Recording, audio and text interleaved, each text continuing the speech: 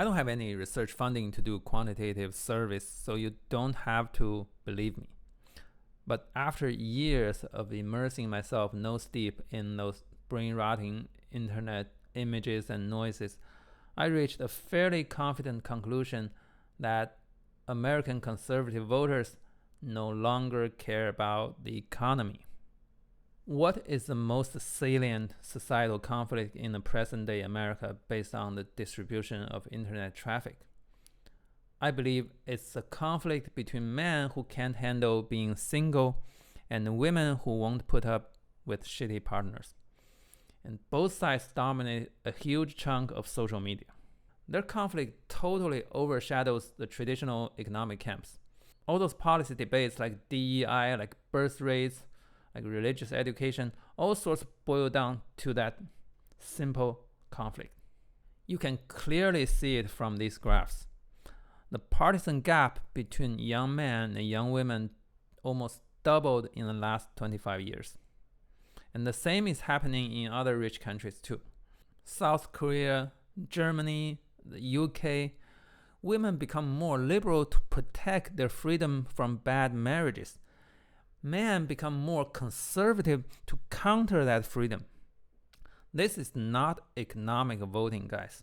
No way men and women see the economy that differently. It's men voting with their dicks.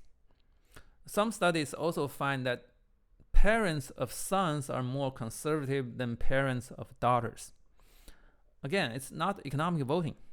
No reason these parents have different assessment about macroeconomic policy. They're simply taking the side of their children in the fight between genders. In the old days, the solution to this conflict was pretty simple. For thousands of years, the society simply ignored what women wanted. Simple, right? So the political conflict was mostly between knucklehead men fighting over access of women, not between men and women. And women were almost universally forced into marriages or other kinds of sexual arrangements. And even in the 20th century America, staying single was still pretty hard for women.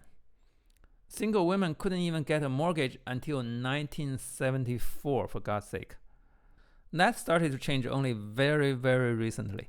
And men finally started to notice that a lot of women would rather live alone than settle with their sorry asses. Not only women can now pay the bills themselves, they also have the essential self-care skills like cooking and cleaning, and they also have the mental capacity to live alone because they have hobbies, long friendships, life goals. Men are just too spoiled for any of those, so they can't handle being alone. Well, even I can't handle being alone, to be honest.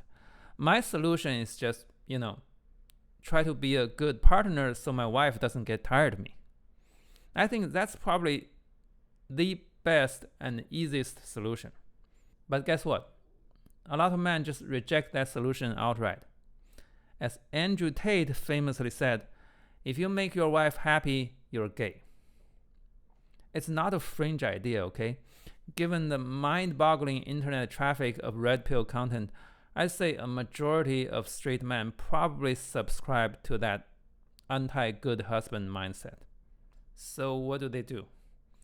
They start to seek political solutions for their loneliness problem.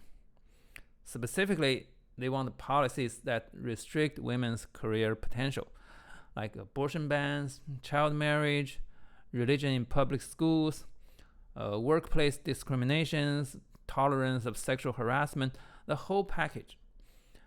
Whoever can bring about those policies is their Lord and Savior. Will these men discard Trump when the economy turns to shit? It's a universal trend that economic growth normally means more economic freedom for women and more bargaining power for women. So a good economy is actually a big problem for the red pill community. It's especially a big problem for pedophiles because career prospects keep young girls at school, away from child marriages and also away from those modeling agencies. So the expectation of a bad economy won't deter a big chunk of the conservative voters. In fact, a bad economy may be exactly what they're looking for if it makes women lose their jobs. I'm serious. Some conservatives are literally using their votes to sabotage the economy because they see the correlation between prosperity and feminism. They study too, believe it or not. Of course, these people can't win elections by themselves, so they are part of a big tent coalition with racists, Christian nationalists, protectionists, and billionaire tax evaders. Some groups in that big camp may still care about the economy, but comparatively, the anti-feminist red pill nuts are the biggest, the loudest, and the most militant group of them all. They command an inconceivably huge internet traffic. And of course, they're also separated by algorithms, so you may not even notice them from the outside. They're loud but also covert. That's just scary as hell. So the Republican government has to respect their preference. In order to keep these people happy, Trump and any future Republican governments will have to make policies that are counterproductive.